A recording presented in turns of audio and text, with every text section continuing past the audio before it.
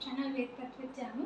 ఇందులో నేను డైలీ ఒక భగవద్గీత శ్లోక అయితే పోస్ట్ చేస్తున్నాను ప్రెసెంట్. ఇంకా నేను అన్నిటి యొక్క ఫెస్టివల్స్, వాటి యొక్క ప్రాముఖ్యత, ఇంపార్టెన్స్ ఎందుకు చేసుకుంటాను అదంతా కూడా పోస్ట్ చేస్తున్నాను వీడియోస్లో. డైలీ ఒక షార్ట్ వీడియోగా ఒక శ్లోకం భగవద్గీతలో ఒక శ్లోకం పోస్ట్ చేస్తూ వస్తున్నాను. మీరు ఆల్రెడీ నా ఛానల్ సబ్స్క్రైబ్ చేసుకుంటే మీకు ఇదంతా తెలిసే ఉంటుంది. ఛానల్ని ఎవరైనా కొత్తగా వస్తుంటే వెంటనే ఛానల్ని సబ్స్క్రైబ్ చేసుకోండి.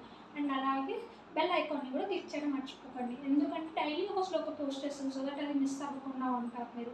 అండ్ ఈ లాంగ్ వీడియో ఎందుకంటే భగవద్గీతలో ఆల్రెడీ నేను 3 అధ్యాయాలు కంప్లీట్ చేసేసాను. రెండో అధ్యాయం యొక్క మొత్తం సారాంశాన్ని కలిపి ఒక లాంగ్ వీడియో చేద్దాం అనుకుంటున్నా. మొదటి అధ్యాయం కూడా అలానే చేశాను. ఇంకా రెండో అధ్యాయం చేయడానికి చాలా టైం పట్టింది. అంటే ఇది చాలా పెద్ద అధ్యాయం అన్నమాట. భగవద్గీతలోనే రెండో పెద్ద అధ్యాయం.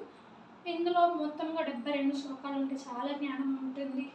అదంతా నేను నేర్చుకొని తిరిగి చెప్పడానికి నాకు చాలా టైం పట్టింది ఒక్కొక్క శ్లోకాన్ని. ఇంకా దాన్ని లాంగ్ వీడియోగా చేయాలంటే నాకు కొంచెం టైం కావాలి మొత్తం గురించి చెప్పాలంటే అని చెప్పి కొంచెం లేట్ అయింది రెండో అధ్యాయం యొక్క లాంగ్ వీడియో పోస్ట్ చేయడం.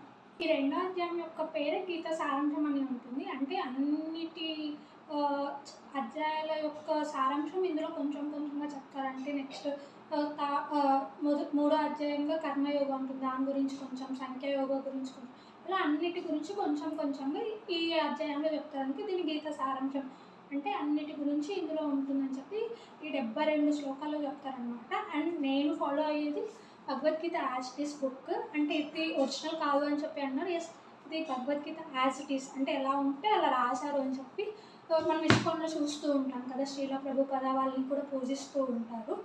వాళ్ళు మనకి సరళమైన భాషలు అంటే ఈ సంస్కృతమే అర్థం చేసుకోవడానికి చాలా కష్టంగా ఉంది. ఇంకా ఒరిజినల్ భగవద్గీతలో ఇంకా కష్టంగా ఉంటుంది. ఈ సరళమైన అందరికీ అవైలబుల్గా ఉంటుంది, అందరు నేర్చుకోవచ్చు భగవద్గీత, అందరూ వాళ్ళ లైఫ్లో ఇంప్రూవ్ అవ్వచ్చు, జ్ఞానాన్ని పొందొచ్చు అని చెప్పి ఈ బుక్ రాశారు. సో నేను కూడా అదే ఫాలో అవుతున్నాను. ప్రజెంట్ నాకు ఇది కూడా కొంచెం కష్టంగానే ఉంది, బట్ కొంచెం బెటర్ కదా అని చెప్పి ఇదే ఫాలో అవుతున్నాను నేను కూడా. అంటే ఇందులో కొంచెం పదాలు సులభంగా ఉంటే మనకు అర్థమయ్యే విధంగా ఉంటాయి అని చెప్పి ఇది ఫాలో అవుతున్నాము. ఇంకా ఇంకా కంటెంట్లోకి వస్తే రెండో అధ్యాయం గురించి చెప్తున్నాం కదా. రెండో అధ్యాయంలో సంఖ్యాయోగ గురించి, బుద్ధి యోగ గురించి, కర్మయోగ గురించి, ఇంద్రియాల నియంత్రణ గురించి, ఇంకా కోపం వల్ల వచ్చే నష్టాల గురించి, ఇలా చాలా వాటి గురించి చెప్తారనమాట. అంటే అన్నిటి గురించి కొంచెం కొంచెంగానే చెప్తారు, కానీ అలా అన్నిటి గురించి చెప్పేసరికి మాకు చాలా జ్ఞానం వచ్చేస్తుంది. అంటే కొంచెం కొంచెమే కదా చెప్పేది, కొంచెం అర్థం చేసుకోవడానికి టైం పడుతుంది, బట్ ఓకే మనం లైఫ్లో ముందుకు వెళ్తున్నామన్న కాన్ఫిడెన్స్ కూడా వస్తుంది. అండ్ సంఖ్యాయోగ గురించి చెప్తే ఫస్ట్, సంఖ్యాయోగ మోస్ట్లీ మునులు ఋషులు ఫాలో అవుతుంటారు కదా. అంటే అన్ని మెథడ్స్ ఫాలో అవుతుంటారు, వాళ్ళు అన్ని వేదాలు ఫాలో అవుతుంటారు, దాన్ని సంఖ్యాయోగ అంటారు. ఇంకా కర్మయోగ అంటే మన అందరికీ తెలిసింది, కర్మణ్య వాధికారస్తే అని చెప్పి ఒక శ్లోకం ఉంటుంది, అది కూడా ఈ అధ్యాయంలోనే వస్తుంది. ఆ మన కర్మలు మనం చేసి వాటి యొక్క ఫలితాలు ఆశించకూడదు, సత్కర్మలు చేస్తే ఫలితాలు వస్తాయి, దుష్కర్మలు చేస్తే దుష్ఫలితాలు వస్తాయని చెప్పి చెప్తారు. ఇంకా ఇంద్రియాల నియంత్రణ ఉండాలి, అంటే మనం చెడు స్వభావాల వైపు మళ్ళకుండా మన ఇంద్రియాలు, మన సెన్సెస్, మన హార్ట్, మైండ్, బాడీ అన్నీ అలైన్గా ఉండాలి, అన్నీ కరెక్ట్గా ఉండాలి, కాన్సన్ట్రేటెడ్గా ఉండాలి, నియమంగా ఉండాలి, నిగ్రహంగా ఉండాలని చెప్పి చెప్తారు. ఇంకా బుద్ధి యోగా అంటే మనం ఆలోచనలు, మన చేసే పనులు సరైన మార్గంలో ఉండాలి, అవి మనం లైఫ్లో ముందుకు పంపించే విధంగా ఉండాలి అని చెప్పి చెప్తారనమాట. కోపం వల్ల వచ్చే నష్టాల గురించి కూడా చెప్తారనమాట ఈ అధ్యాయంలో. కోపం వల్ల మనకి చాలానే పక్కన వాళ్ళకే కాదు మన బుద్ధి కూడా నశిస్తుంది, మన జ్ఞానశక్తి తగ్గిపోతుంది, అలా కూడా వస్తుంది. అంటే ఈ కోపం వల్ల మనకి కూడా నష్టం ఉందా అన్నట్టు అర్థమవుతుంది. అప్పుడు మన కోపం కూడా తగ్గుతుంది, మన జ్ఞానశక్తి పెరుగుతుంది, బుద్ధి పెరుగుతుంది, సరైన మార్గంలో ఉంటాం. అర్జునుడికి కూడా చాలా ప్రశ్నలు వస్తూ ఉంటాయి, అలా వాటి యొక్క ప్రశ్నల సమాధానాలు చెప్తూనే ఇంత జ్ఞానం చెప్తూ వస్తాడనమాట శ్రీకృష్ణుడు.